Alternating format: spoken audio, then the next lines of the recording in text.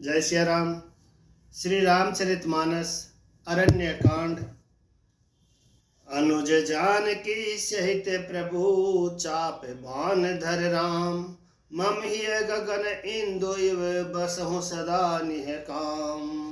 हे प्रभु, हे श्री राम जी, छोटे भाई लक्ष्मण जी और सीता जी सहित धनुष बाणधारी आप निष्काम स्थिर होकर मेरे हृदय रूपी आकाश में चंद्रमा की भांति सदा निवास कीजिए। एवं अस्तु करि रमा निवासा, हर्ष चले कुंभुज ऋषि पासा। एवं अस्तु, ऐसा ही हो, ऐसा उच्चारण कर लक्ष्मी निवास श्री रामचंद्र जी हर्षित होकर अगस्त्य ऋषि के पास चले।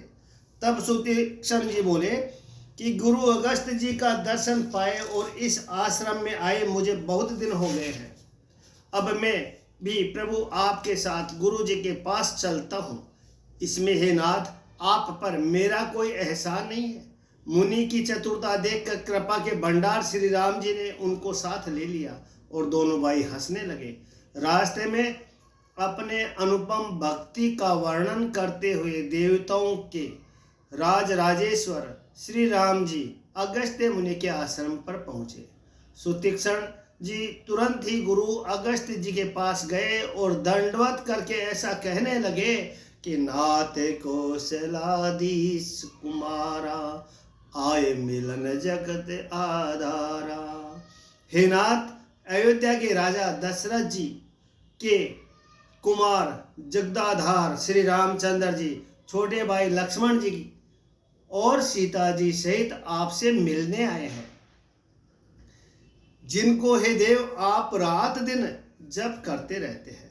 यह सुनते ही अगस्त्य जी तुरंत ही उठ दौड़े। भगवान को देखते ही उनके नेत्रों में आनंद और प्रेम के आंसुओं का जल भर आया। दोनों भाई मुनि के चरण कमलों पर गिर पड़े। ऋषि ने उठाकर बड़े प्रेम से उन्हें हृदय से लगा लिया। ज्ञानी मुनि ने आदर पूर्वक कुशल पूछकर उनको लाकर श्रेष्ठ आसन पर बैठाया। फिर बहुत प्रकार से प्रभु की पूजा करके कहा, मेरे समान भाग्यवान आज दूसरा कोई नहीं है। जहां तक जितने भी अन्य मुनिगण थे, सभी आनंद कांत श्री राम जी के दर्शन करके हर्षित हो गए। मुनि समूह मह बैठे सन्मुख सब की ओर, शरद इंदुदन चितवत मानहु निकर चकोर। मुनियों के समूह में श्री रामचंद्र जी सबकी ओर सम्मुख होकर बैठे हैं, अर्थात प्रत्येक मुनि को श्री राम जी अपने ही सामने मुख करके बैठे दिखाई देते हैं और सब मुनि टकटकी लगाए उनके मुख को देख रहे हैं। ऐसा जान पड़ता है मानो चकोरों का समुदाय शरद पूर्णिमा की चंद्रमा की ओर देख रहा हो।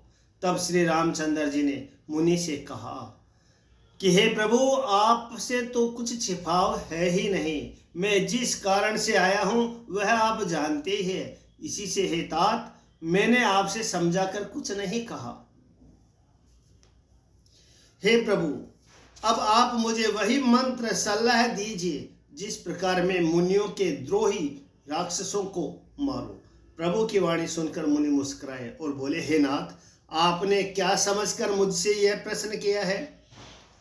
हे पापों का नाश करने वाले, मैं तो आप ही के भजन के प्रभाव से आपकी कुछ थोड़ी सी महिमा जानता हूँ।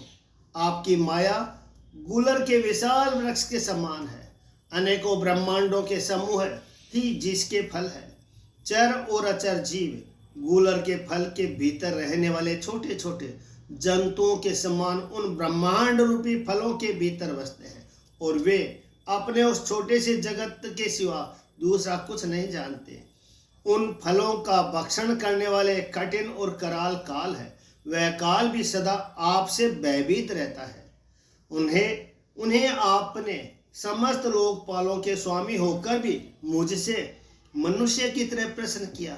हे कृपा के धाम, मैं तो यह वर मांगता हूं कि आप श्री सीता जी और छोटे भाई लक्ष्मण जी सहित मेरे हृदय में सदा निवास कीजिए।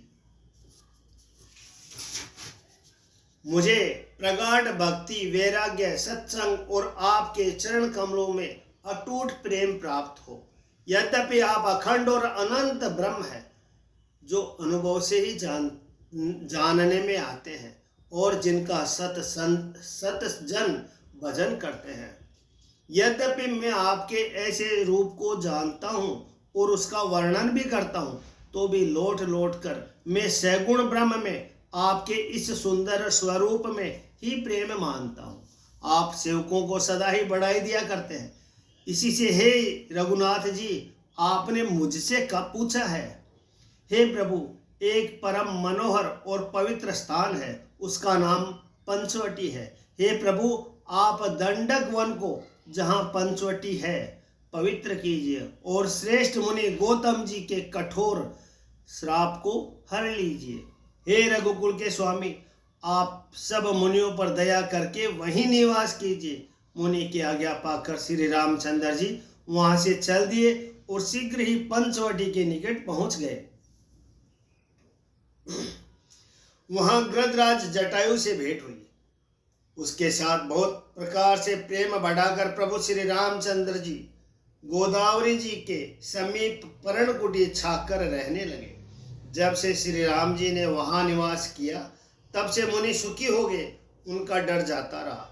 पर्वत, वन, नदी और तालाब शोभा से छा गए। वे दिनों दिन अधिक सुहावने मालूम होने लगे। पक्षी और पशुओं के समूह आनंदित रहते हैं और भोरे मधुर गुंजार करते हुए शोभा पा रहे हैं। जहाँ प्रत्यक्ष श्री राम जी विराजमान है, उस वन का वर्णन सर्पराज शेष जी भी नहीं कर सकते। एक बार प्रभु सुख आसीना, लक्ष्मण बचन कहे छलहीना। एक बार प्रभु श्री राम जी सुख से बैठे हुए थे।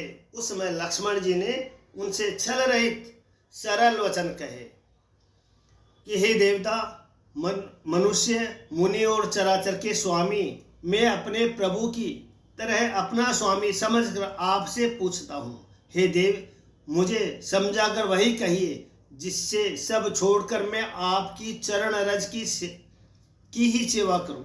ज्ञान, वैराग्य और माया का वर्णन कीजिए और उस भक्ति को कहिए जिसके कारण आप दया करते हैं। हे प्रभु, हे ईश्वर और जीव का भेद भी सब समझा कर कहिए, जिससे आपके चरणों में मेरा प्रीति हो और शोक और मोह तथा भ्रम नष्ट हो जाए। श्री राम जय राम, जय जय राम, मेरे भगवान सीताराम। जय श्री राम।